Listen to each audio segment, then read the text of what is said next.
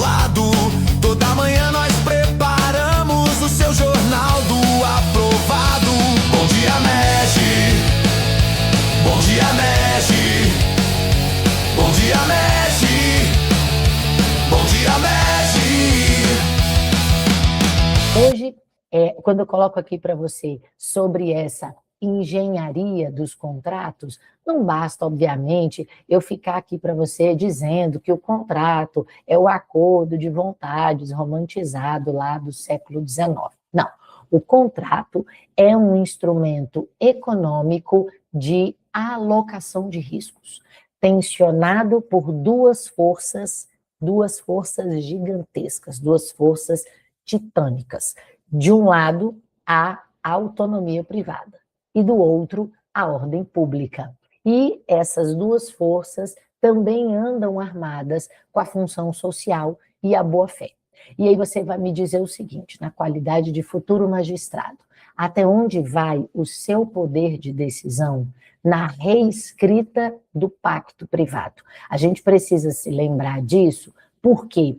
Porque eu tenho que colocar aqui para você aquilo que também é básico, né? Aquilo que é aqui básico quando a gente começa a estudar a teoria dos contratos. Então, deixa eu abrir aqui o Código Civil para a gente pegar aqui, olha só, quando eu abro aqui o Código Civil no artigo 421, você começa vendo exatamente isso. A liberdade contratual será exercida nos limites da função social do contrato.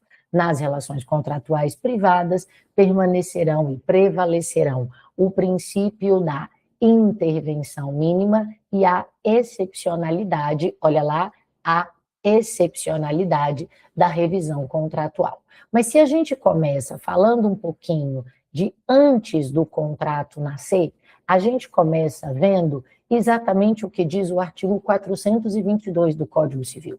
E o artigo 422 do Código Civil é aquele que vai dizer o seguinte: os contratantes são obrigados a guardar, assim na conclusão do contrato, como em sua execução, os princípios de probidade e boa-fé. A gente não pode ignorar isso, a gente não pode ignorar o famoso caso dos tomates. Então, a gente não pode deixar de estudar a responsabilidade pré-contratual, porque isso também é importante para uma prova discursiva, por exemplo. Então, quando a gente fala da culpa in contraendo ou da responsabilidade pela confiança. Todo mundo se lembra do caso empírico, que não era uma pequena fábrica, assim, na verdade ela ficou gigantesca, que foi exatamente essa história dos tomates, numa longa negociação com a multinacional, que era a Sica, e que recuou no último momento. Vocês se lembram da história? Já ouviram a história dos tomates? Acredito que sim, mas talvez tenha alguém aqui que nunca tenha escutado, que eu acho muito raro, mas pode acontecer. Vamos imaginar o seguinte: eu, Patrícia, sou uma pessoa que mora ali na região, e aí, na região do Rio Grande do Sul. Aí a Sica vem, se instala, para fazer o quê? Coisas que dependem do tomate. Se ela precisa de coisas que não conhece, então deixa eu contar para você. Se, então, a gente precisa de tomates e de tomates a baixo custo, o que você precisa ter? Muita oferta, porque muita oferta diminui o preço, diminui a demanda. Então, o que aconteceu? A Sica distribuía gratuitamente para quem quisesse sementes de tomates. Você podia plantar só para você podia plantar para se tornar um produtor, você podia plantar para doar, você podia pegar sementes. Não era uma promessa de compra e venda, era uma simples doação de sementes. Só que aí o que acontecia? Você pegava essas sementes, plantava os tomates e a Sica comprava. E a Sica comprava praticamente toda a produção de tomate. Ela comprava tudo de novo. E aí todo mundo falou, bom, então isso é maravilhoso. E aí mais pessoas começaram a comprar, a pegar as sementes dos tomates, que era uma distribuição gratuita. Isso sempre diminui o preço, mas havia uma relação de confiança, porque por 10 anos, muitas pessoas se tornaram fornecedoras. Então, imagina eu, que me tornei um pequeno produtor. E aí eu investi confiando na longa negociação e comecei a produzir os tomates e entregar esses tomates in natura, já separados, da melhor qualidade, já limpos, enfim. Isso por 10 anos. Mas lembra, nenhuma distribuição era uma promessa de compra e venda.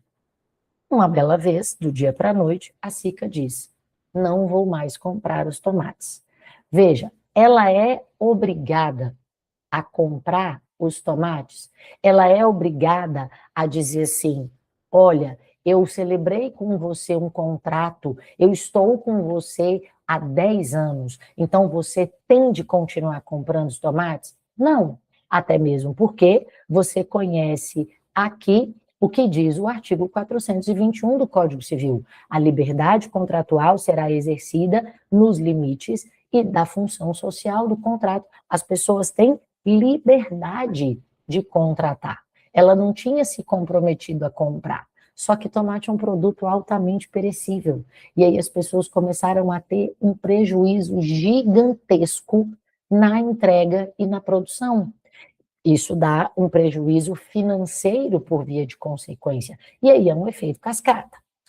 Conclusão: esses produtores de tomate foram ao judiciário e disseram: veja, eu não quero que a pessoa compre, eu não quero que a multinacional compre, porque eu sei, até porque os tomates já se perderam. O que eu quero é que ela divida comigo o prejuízo. Eu quero que fique aqui identificada a responsabilidade pré-contratual. E se você fosse o julgador desse caso, você julgaria o pedido desses pequenos produtores procedente e condenaria a SICA ao pagamento da indenização pelo interesse negativo. O que é essa história do interesse negativo? Não é o lucro que a fábrica teria com os contratos, não é o lucro cessante, mas sim o prejuízo que ela teve por confiar na negociação. Então, são os danos emergentes, danos efetivamente sofridos e despesas frustradas.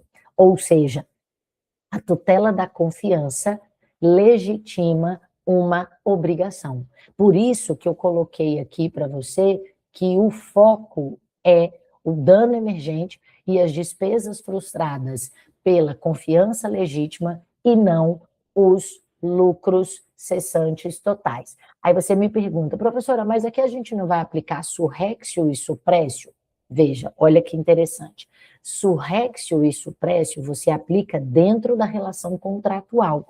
Aqui, cada compra de uma produção de tomates era um contrato individualizado. Por isso a gente não vai aplicar suprécio e surrécio, mas a gente vai aplicar a tutela da confiança.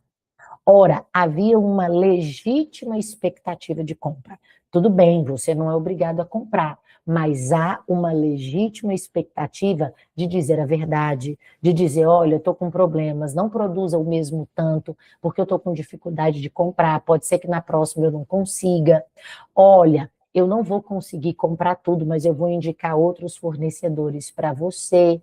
Então, a tutela da confiança, prevista desde a responsabilidade pré-contratual, traz esse dever, que é um dever anexo ao contrato e que também acontece na fase pré-contratual. E aí vale dizer para você que, quando a gente fala dessa conduta, desse dever anexo, a gente está falando exatamente da boa-fé objetiva. Então, a gente não vai dizer exclusivamente que é ético dizer a verdade e dividir o prejuízo, mas mais do que isso, a gente precisa dominar as funções parcelares, as figuras reativas. E aí, até antes que você me fale aqui da questão do tempo nos contratos, né? Quando fala que o tempo é a causa dos contratos, o que que a banca queria de você? E,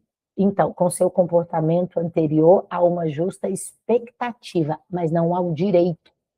A suprécio e a surrexio, gente, elas exigem, elas nos dão o direito de exigir. Então, se eu estou dentro de um contrato com você, está combinado que eu pago todo dia 10. Eu começo a pagar todo dia 15. Um dos temas que costuma ser cobrado de forma até excessiva nos concursos, seja em prova objetiva, seja em prova discursiva, seja em prova oral. É difícil a gente ver uma prova de concurso, né, para as carreiras jurídicas que cobram, né, direito penal, que não caia uma questão envolvendo o iter criminis, o crime tentado, ainda que de forma indireta. Por quê? Faz parte da construção do delito como um todo. A gente sabe muito bem que o crime tentado é um crime por extensão. E por que extensão, professor? Porque se vocês abrirem, por exemplo, o artigo 121 do Código Penal, crime de homicídio, matar alguém, e se vocês procurarem no próprio artigo 121, vocês não vão achar tentar matar alguém. Vocês podem fazer isso no Código Penal inteiro, que vocês não vão achar uma tipicidade específica do crime tentado que não esteja conectada com o artigo 14, ou seja, norma de extensão, inciso 2 do Código Penal. Ah, professor, mas tem os crimes que o legislador já prevê a mesma punição para o crime tentado e para o crime consumado. Evadir ou tentar se evadir. Abolir ou tentar abolir. Estado Democrático de Direito. Sim, nós temos os chamados crimes de consumação antecipada, em que o legislador pune de forma autônoma a tentativa. Só que há uma equiparação ao crime consumado. O que eu disse no início para vocês é que nós não temos uma tipicidade específica da tentativa nos crimes em que o próprio tipo penal não prevê no caput a tentativa. Então, não tem crime de tentar constranger, tentar matar, tentar subtrair. Não de subsunção imediata, de subsunção direta, onde você só olha para um artigo e fala, pronto, tipicidade está formada. Não, vocês vão ter que se valer da norma de extensão lá do artigo 14, inciso 2 do Código Penal, que trata da tentativa, assim como vocês fazem nos crimes omissivos impróprios, que a gente precisa se valer da tipicidade por extensão lá do artigo 13, parágrafo 2º do Código Penal. Bom, então, o que é o iter criminis? É o caminho do crime. É o caminho que o sujeito percorre para praticar uma infração penal. E nós temos, né, segundo a doutrina amplamente dominante, 4 fases do iter criminis. Fase da cogitação, ou seja, aquela fase interna que fica exclusivamente na cabeça do sujeito. Nós temos a fase da preparação, é onde ele começa a reunir as condições necessárias para a prática do delito, ou seja, ele vai lá e compra uma arma de fogo, ele vai lá e se arma com uma faca, ele vai lá e começa a estruturar o documento que posteriormente vai ser falsificado. Nós temos a fase da execução, ou seja, o momento em que a conduta se manifesta no mundo exterior, seja por ação ou por omissão. Professor, mas a omissão não se manifesta no mundo exterior. Naturalisticamente, não. Quem se omite, nada faz. A gente não tem como ver uma manifestação no mundo exterior, mas há uma manifestação normativa no mundo exterior quando o sujeito deixa de cumprir um comando legal. E há, por exemplo, a condição de garante que se aplica a ele. Então, a mãe que deixa de alimentar o próprio filho e a criança vem a morrer por inanição, a mãe nada fez no mundo naturalístico. Entretanto, no mundo jurídico, essa omissão tem relevância. Artigo 13, parágrafo 2º, no nosso exemplo, a linha A, dever legal de cuidado, proteção ou vigilância, que incumbe aos pais, há uma manifestação normativa do seu comportamento, porque ela podia e devia agir para produzir o resultado. E a fase da consumação é o momento em que toda aquela projeção estruturada pelo sujeito acaba se concretizando no mundo exterior. Então, ele se propôs a matar alguém, ele cogitou, ele preparou, ele executou a conduta e deu causa ao resultado, ou seja, ao fim e ao cabo, ele matou o sujeito. Então, essa é a fase da consumação. Alguns doutrinadores entendem que o exaurimento integra o iter criminis. Não me parece esse entendimento correto, a gente vai ver de forma específica daqui a pouquinho, assim como a gente vai ver todas essas fases, tá? Eu botei esse slide aí só como uma tabelinha para que a gente possa introduzir o assunto. O exaurimento, ele nada mais é do que o desdobramento natural de um crime já consumado. Ok? Vamos lá. Vamos, então, para a fase da cogitação, ou seja, a fase interna do delito. São aquelas ideias que fazem parte do estado anímico espiritual do sujeito. Ou seja, estamos falando de Roxin aqui. Né? Se a ação para Roxin é uma manifestação da personalidade, uma forma como o sujeito expressa sua personalidade no mundo exterior, sendo ela dominada ou dominável pela vontade, quando nós estamos na fase da cogitação, é aquele momento em que surge a ideação criminosa, que pode ser tanto provocada, no caso de induzimento, ou como pode surgir de uma questão própria, de uma vontade própria. Que quando alguém vai e reforça essa ideia, no âmbito do concurso de pessoas, a gente tem a instigação. Então, é aquele momento em que o sujeito começa a pensar, idealizar a prática do delito. É o momento em que brota a ideia na cabeça dele, ou seja, a fase da idealização. Porra, esse cara tá me devendo, eu vou matar ele, porque ele já não me paga tem 1 ano, eu não aguento caloteiro. E o cara tá lá viajando para a Europa, e o cara tá lá andando de Ferrari na Europa, e o cara tá me devendo aqui 50 mil reais, e o cara tá passeando. Aí o cara começa a ter essa ideia, ter a ideação. É o momento em que o capetinha começa a brigar com o anjinho. O capetinha chega para ele, né, igual aquele meme, vai lá, caça briga. Aí o anjinho fala, não faça isso, porque existe um tipo penal previsto no artigo 121 do Código Penal, que traz uma conduta proscrita. Aí o cara já não entendeu nada que o anjinho falou, né? Você acha que entendeu? Não, aí o capetinha tá lá, vai lá. É o momento que ele entra na fase da deliberação. Ele começa a analisar as circunstâncias, né? Ou seja, as vantagens e desvantagens na prática do crime. É o momento em que ele pondera, eu vou me vingar, esse safado, eu vou dar um jeito. Fala pessoal, professor Fernando Abreu, eu tô passando aqui rapidinho para dar um spoiler para vocês do outro lado sobre ele o próximo pensa, concurso do mas Ministério se for Público de pego, São Paulo. eu vou pra Ontem, cadeia. segunda-feira, E aí continua aquela briga, né, de céu e inferno, capetinha com anjinho, até que ele entra na fase da resolução. Que o capetinha, obviamente, vence e diz o seguinte, vai lá, e ele, eu vou, é agora. Ou seja, é a vitória do querer sobre a razão. É a vitória do mal contra o bem, né, lá na clássica música do He-Man, né? O bem vence o mal, espanto temporal. Nossa senhora, essa ficou feia pra caralho.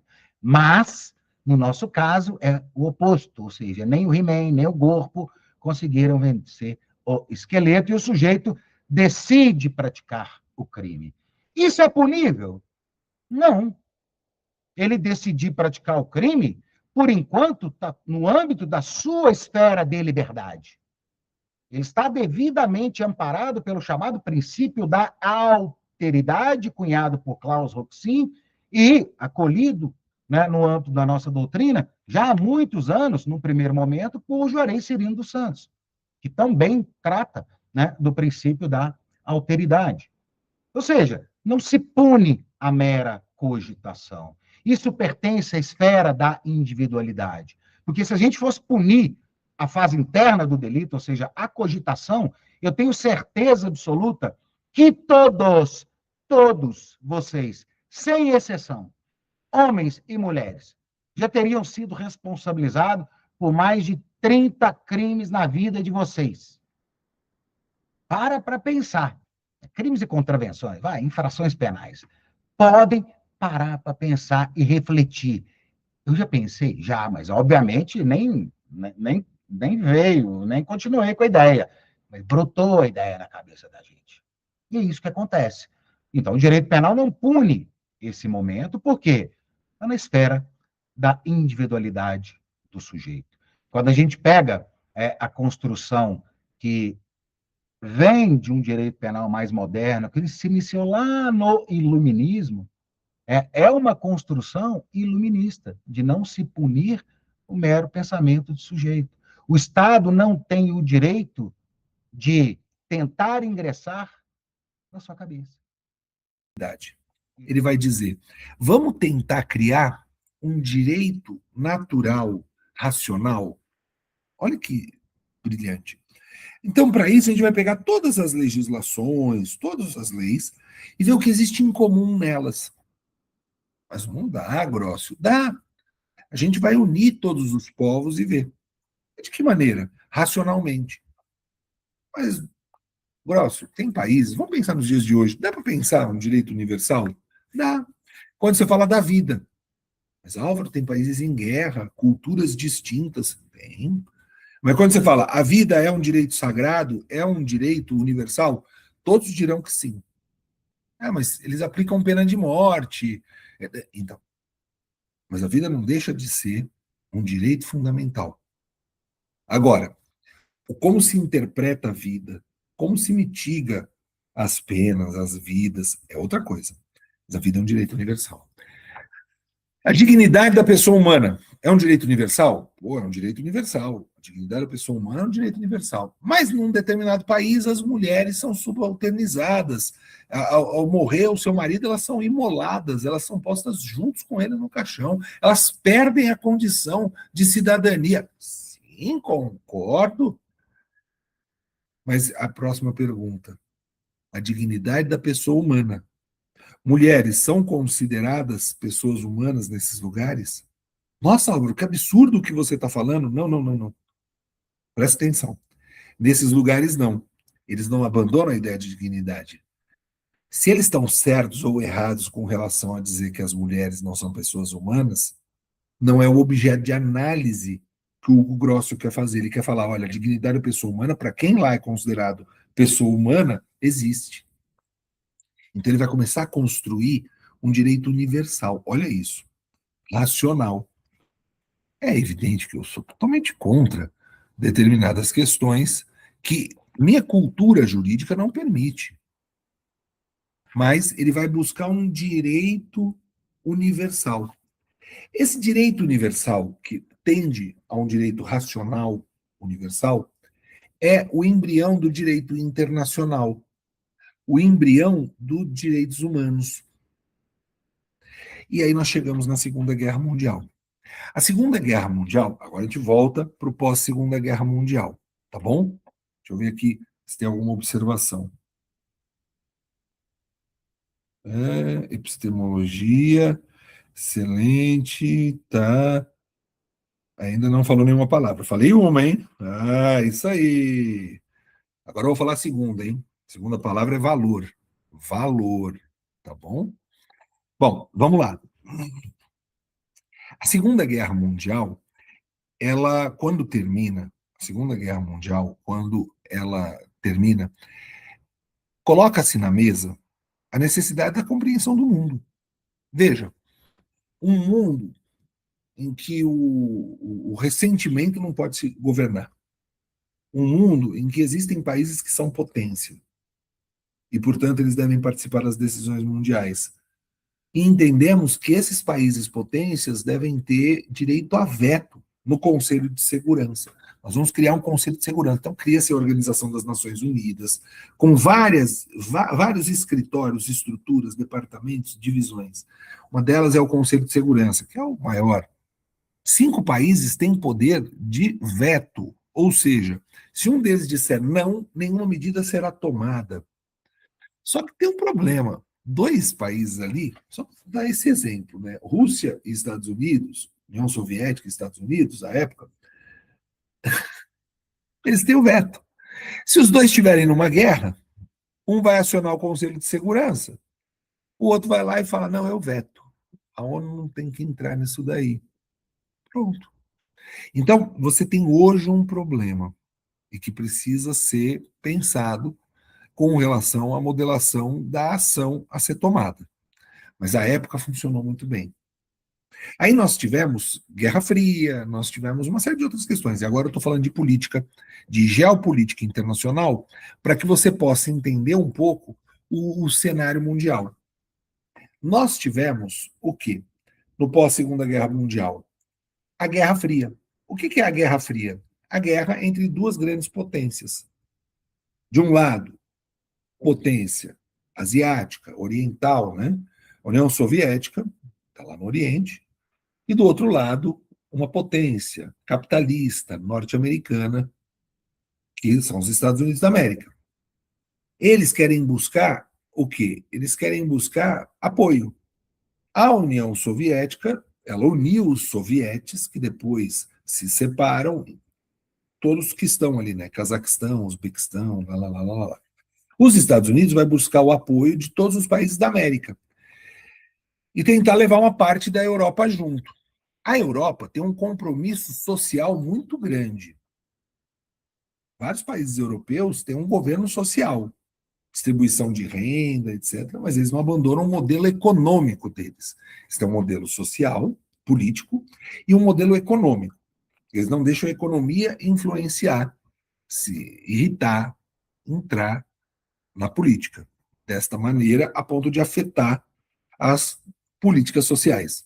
Nos Estados Unidos da América, então, nós vamos ter, a partir da década de 60, a implementação de regimes totalitários em vários países, inclusive o Brasil. Para quem não é afeto, em 1964, como um golpe, 1968, com o AI-5, o Ato Institucional número 5, é um golpe. Eu tenho um livro de Teoria Geral do Estado e Ciência Política, vem saindo agora a 11ª edição, pela editora Revista dos Tribunais. Lá eu tenho um capítulo que conta o que é golpe de Estado, teoria do golpe de Estado, no campo jurídico. Diz respeito a dois princípios, o da legalidade e do devido processo legal. Desrespeitou esses dois princípios, você tem um golpe, porque você quebra a ordem jurídica. Veja, não havia previsibilidade de João Goulart não assumir a presidência. Não havia previsibilidade de um parlamentarismo no Brasil. Não havia previsibilidade de um governo provisório. Então a legalidade foi para o espaço. E o devido processo legal traria o quê? A participação do João Goulart nesse processo de transição com a renúncia de Jânio Quadros. Nada disso aconteceu. Então você tem uma quebra da ordem jurídica. Álvaro, mas eu entendo que houve o apoio maciço de grupos sociais, não sei o quê. Bom, ok, vou respeitar essa tua opinião, divirjo, mas respeito. Afinal, divergir é preciso. Em 68, o AI-5, o Ato Institucional número 5, ele implode a Constituição de 67. Ele implode a Constituição de 67. E a emenda de 69 sepulta qualquer possibilidade de dizer que aquilo era uma Constituição social, cidadã, etc. e tal. Então, ao delay, Guerra Fria, regimes totalitários na América Latina, fixação disso até 1985, quando o então chefe de Estado da União Soviética, Mikhail Gorbachev, faz duas políticas econômicas, né, e políticas, toma duas medidas econômicas e políticas de abertura do modelo soviético, que é a glasnost e a perestroika. Em 1989, vai acontecer a queda do Muro de Berlim. Mas antes a gente precisa entender, olha o que a guerra, o pós-guerra produziu.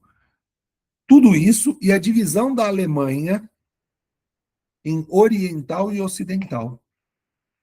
A oriental, a União Soviética cuida. A ocidental, os Estados Unidos e outros países cuidam. Um muro divide pessoas e isso não leva a lugar nenhum. Esse muro foi derrubado, foi destruído em 1989. É o tal do Muro de Berlim. É o mesmo ano que sai a nossa Constituição, praticamente, 88, 5 de outubro. Então, olha os desenhos que vão trazendo para o contemporâneo. 13 anos depois, 12 anos depois da queda do Muro de Berlim, nós temos o ataque às Torres Gêmeas. Nós temos o ataque às Torres Gêmeas. E o ataque às Torres Gêmeas é a mudança de uma era para muitos teóricos, historiadores, filósofos, etc. A gente vai ter a queda das Torres Gêmeas e o aparecimento da pós-modernidade. Deixa eu dar uma olhadinha aqui, se tem alguma observação. Que bonitinho. Epistemologia. Epistemologia, o corte epistemológico, né, de Kelsen, é um corte científico. Científico, tá? É a ciência. Epistemologia. Dentro de uma análise ontológica, epistemológica... Bom, olhando para o contrato de representação comercial, o que eu quero que você perceba? Se liga, ele é um contrato sempre escrito. Você jamais vai fazer uma representação comercial válida mediante o contrato oral, mediante o contrato verbal. Tem que ser sempre inscrito, tá?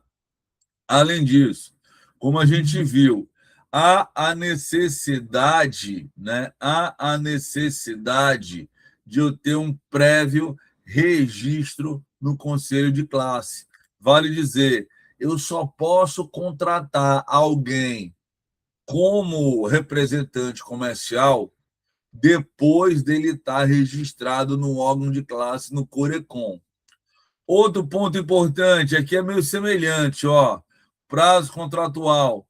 Prazo contratual aqui também vai ser determinado, pode ser determinado ali no primeiro contrato, mas, na regra geral, esse prazo ele é indeterminado, né? Afinal de contas, as relações de colaboração elas tendem a existir de maneira duradouras, de maneira perpétua.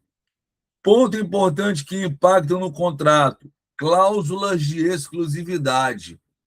Você precisa primeiro entender duas cláusulas para depois entender o funcionamento delas.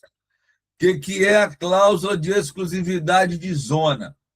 É aquela cláusula que estabelece que naquela zona territorial geográfica, só quem pode vender aquela mercadoria é o representante legal. O representado, o fornecedor, o dono da mercadoria não pode fazer venda ali, nem diretamente, nem por interposta pessoa. Tá? Isso é exclusividade de zona. Veja seu representante comercial. Você está aí, cara, no Maranhão, em São Paulo, no Rio, em Minas Gerais. Virei seu representante comercial aqui no Ceará. Velho, aqui, a sua mercadoria, só quem vende sou eu. Isso é essa cláusula. Tá? Já a cláusula de representação é: eu fui contratado para ser o seu representante exclusivo. Eu não posso fazer representação comercial de qualquer outra marca, de qualquer outro produto. Tá? Quanto a isso, você precisa saber: a cláusula de exclusividade de zona ela é implícita. Ela não precisa estar no contrato social para ela surtir efeitos. Tá? Se a gente faz o contrato, eu vou ser seu representante comercial e eu só atuo aqui no segmento, né, no estado do Ceará, e isso acaba gerando exclusividade de zona para mim naquela área territorial geográfica que eu estou atuando. Tá?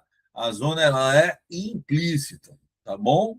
Agora, eu posso trazer isso explicitamente dizendo, ó, o representante Giovanni atua na cidade XYZ, o representante Ulta atua nas cidades A, B e C, sem nenhum problema, tá? Mas, em geral, a exclusividade de zona ela é implícita. Já de representação, eu só posso vender sua marca de maneira exclusiva. Essa, ela precisa ser explícita. Ou eu coloco no contrato, você coloca no contrato para eu ser representante exclusivo seu, ou então eu posso representar qualquer outro tipo de marca, sem nenhum problema aqui, no caso concreto. Show de bola, tranquilo.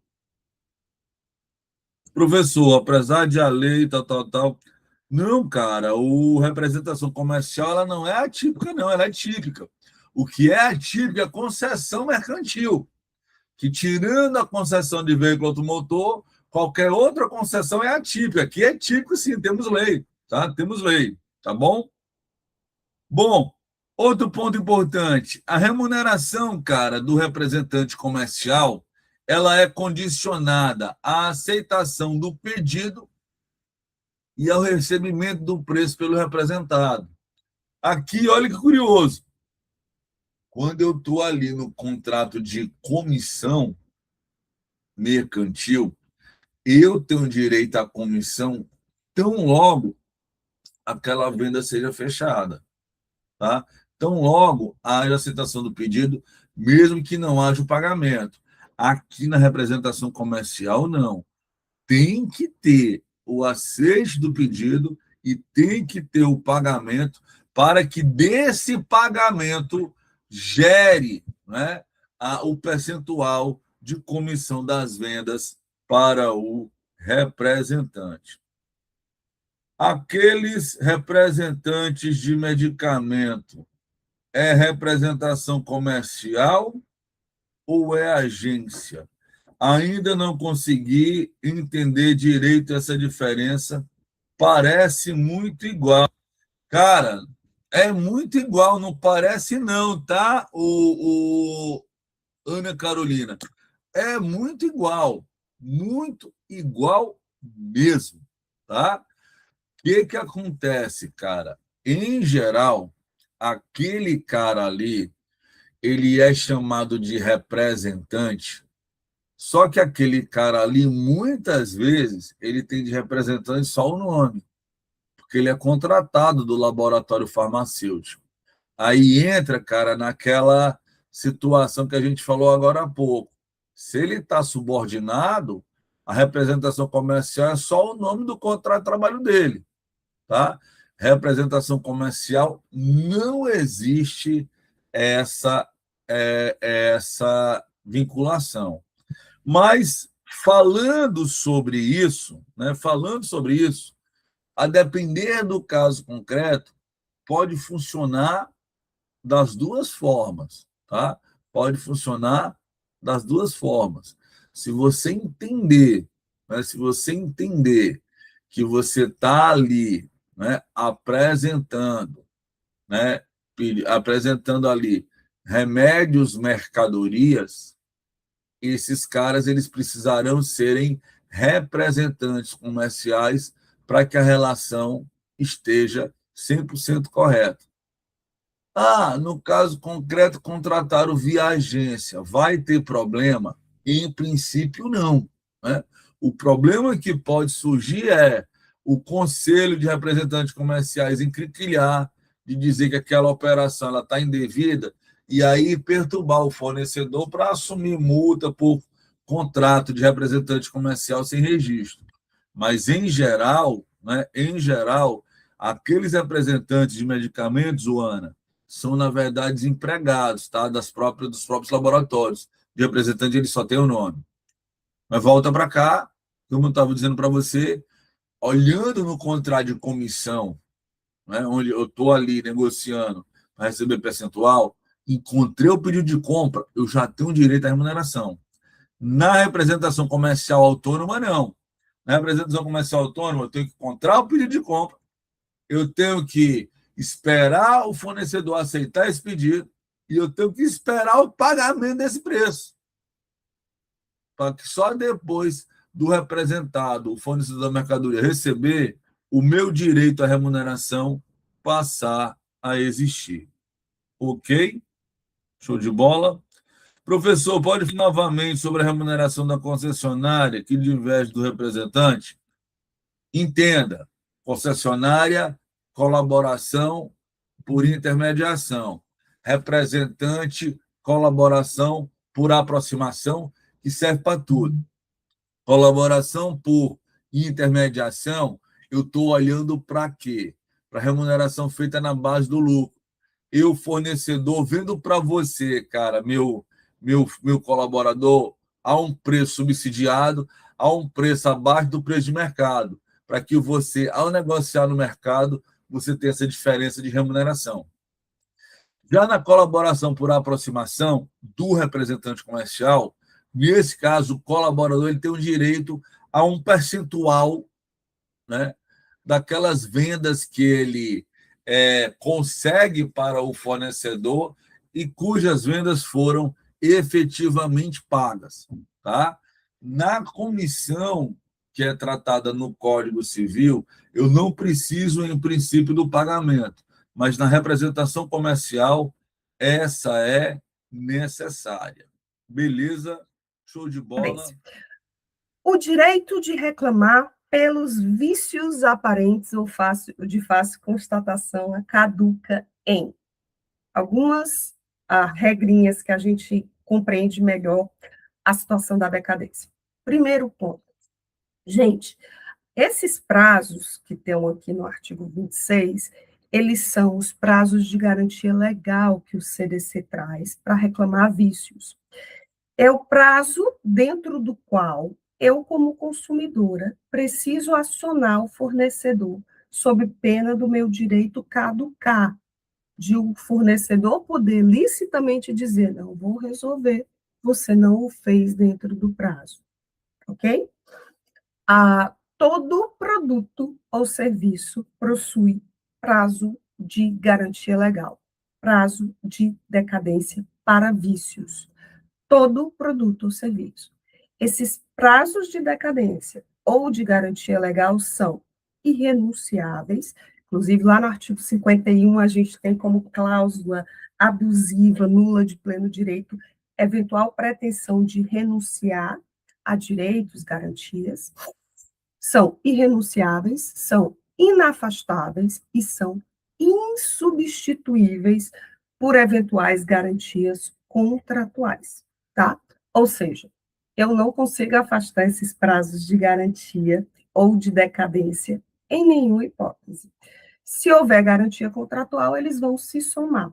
Eu vou falar sobre a garantia contratual assim que a gente terminar de explicar o artigo 26, tá?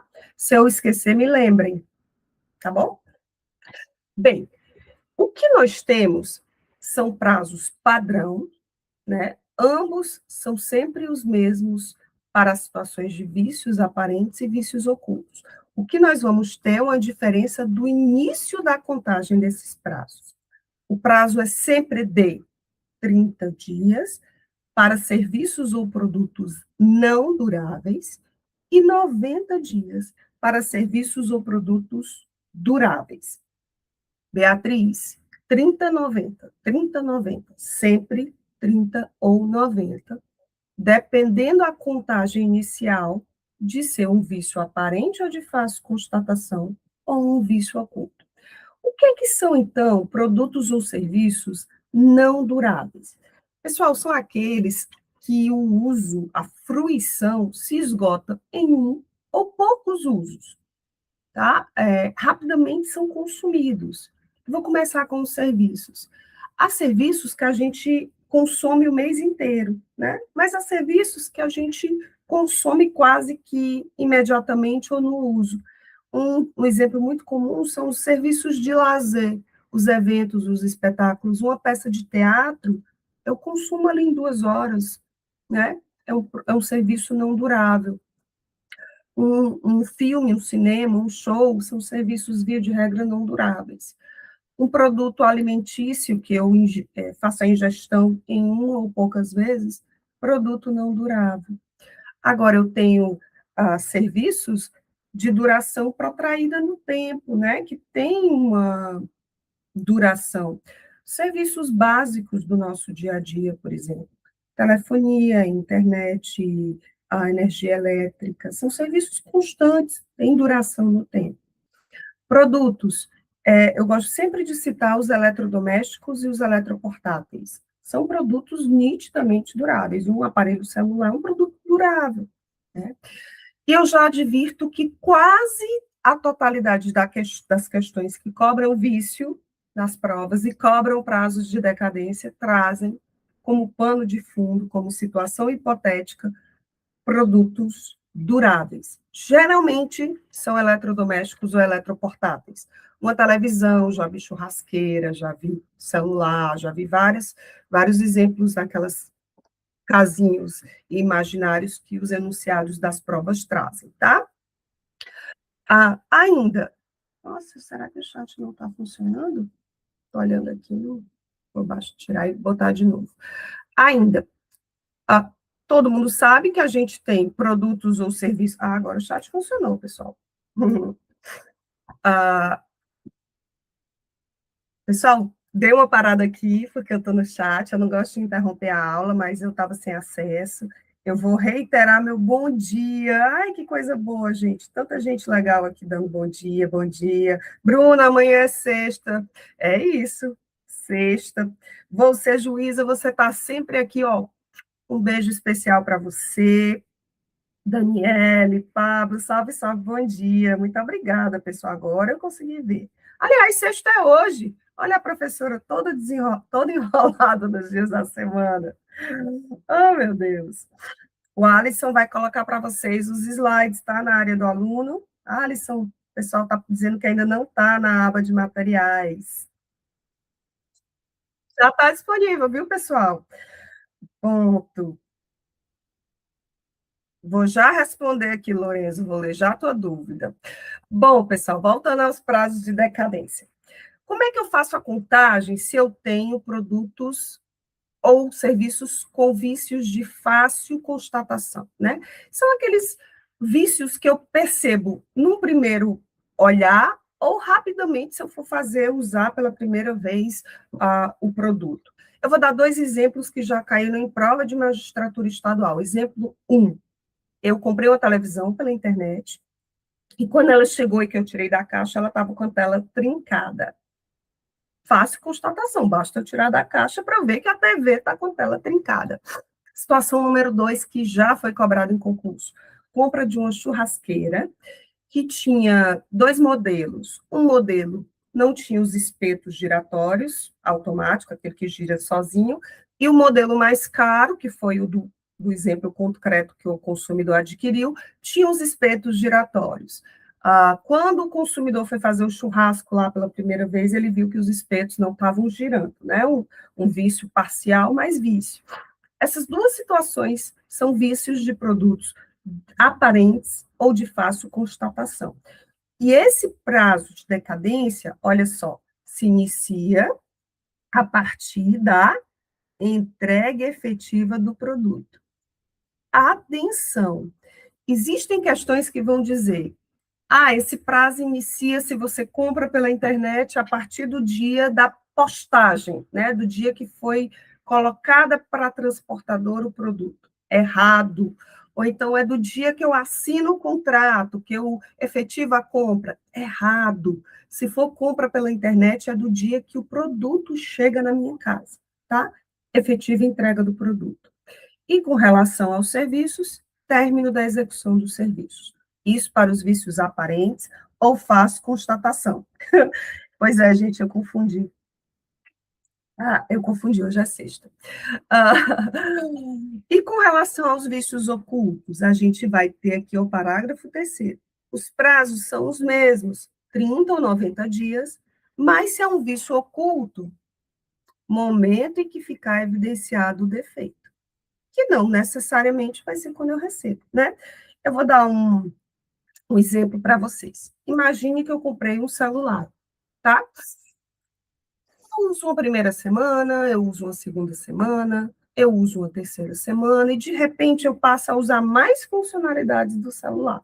Eu passo a gravar aula ao vivo, eu estou aqui, vamos imaginar que eu estou aqui dando aula para vocês no MEG pelo celular. E eu passo a gravar vídeos, editar vídeos, e quando eu passo a usar mais essas funcionalidades, o celular começa a superaquecer e desligar. Isso não era visto nem de fácil constatação no começo, foi só à medida que eu fui usando o celular e que fui usando outras funcionalidades que ocorreu esse vício. Então, para mim, é um vício oculto, que só pode ser descoberto depois. Então, o meu prazo decadencial não é o mesmo do dia que eu recebo o celular. É o quê? Momento em que ficar evidenciado o defeito. Aí tem todos aqueles cuidados para a gente registrar o defeito, né? Entrar em contato com os mecanismos do fornecedor de acesso ao cliente, né? Seja o sistema de acesso ao cliente, seja fazer um protocolo de ligação, fazer filmagens, etc. Tentar registrar isso da melhor forma possível. Mas os prazos são os mesmos. Ainda em decadência. Isso aqui também já caiu em concurso, tá, pessoal? Obstam à decadência. Como é que funciona? Como é que é esse obstar à decadência? A decadência fica ali suspensa. Vamos supor que eu comprei a dita televisão veio com a tela trincada, e dentro do prazo de 90 dias eu reclamei formalmente perante o fornecedor. Eu fiz uma reclamação oficial. O prazo de decadência vai suspender, vai ficar ali num limbo, desde a minha reclamação, comprovadamente feita pelo fornecedor, até que ele me responda, tá? Olha só como é que está previsto aqui. Obstam à decadência. A reclamação comprovadamente formulada pelo consumidor, olha só, perante o fornecedor. Só que o poder de polícia tem um conceito legal previsto no artigo 78 do CTN, em que se considera poder de polícia a atividade da administração que, limitando ou disciplinando direito, interesse ou liberdade, regula a prática de ato ou a abstenção de fato, em razão de interesse público concernente à segurança, à higiene, à ordem, aos costumes, à disciplina da produção e do mercado, ao exercício de atividades econômicas dependentes de concessão ou autorização do poder público, à tranquilidade pública ou ao respeito à propriedade e aos direitos individuais ou coletivos. Esse é o conceito legal, artigo 78 do CTN.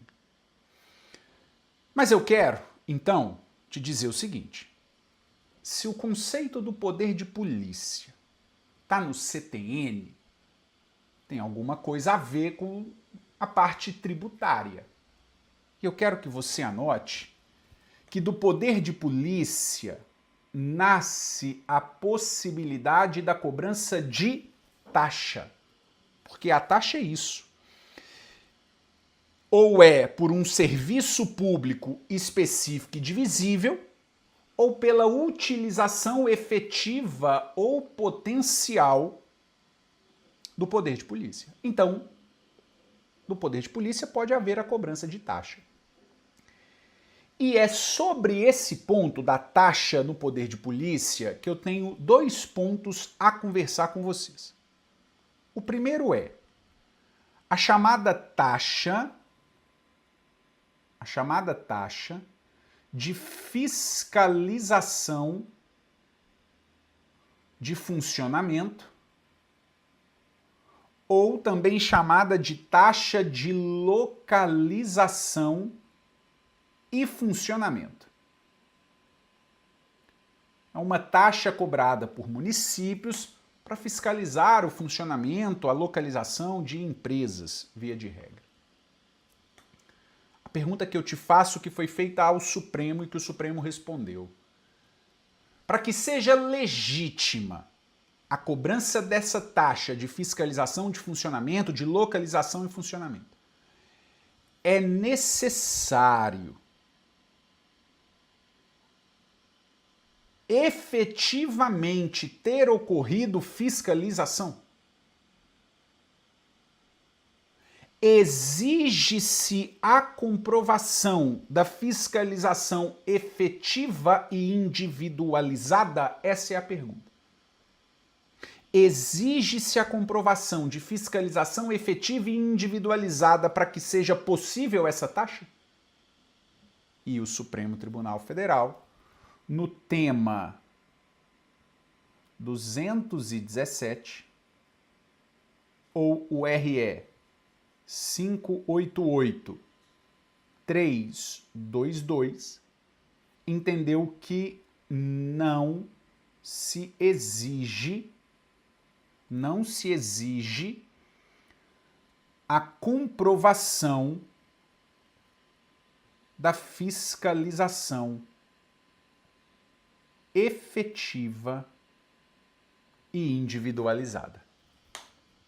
Para o Supremo, basta a existência de um órgão administrativo estruturado e com competência para exercer o poder de polícia. Basta a existência de um órgão administrativo estruturado e com competência para exercer o poder de polícia. Maravilha. E a segunda discussão que eu preciso ter com você sobre a questão da taxa de polícia é se é possível a cobrança de taxa referente a policiamento ostensivo e vigilância.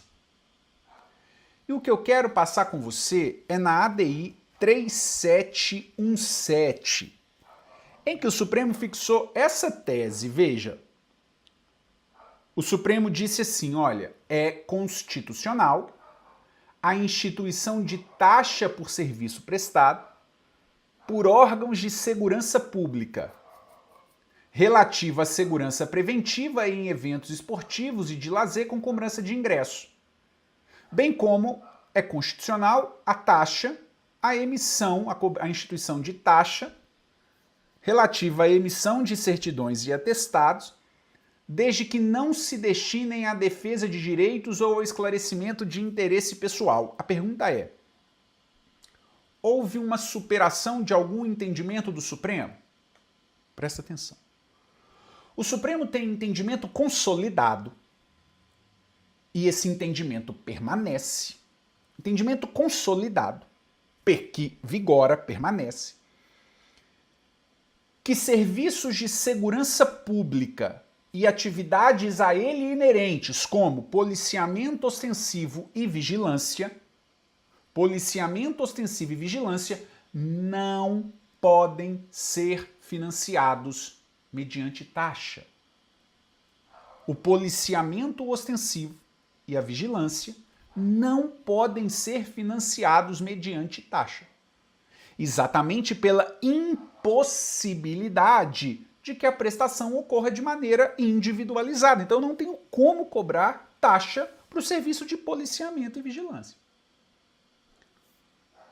Todavia, nesta ADI agora, o Supremo está dizendo que é constitucional a taxa relativa ao serviço de segurança preventiva em eventos esportivos e de lazer com cobrança de ingresso, porque o Supremo diz que nesse evento aqui eu consigo individualizar e especificar a prestação do serviço. E de fato consigo.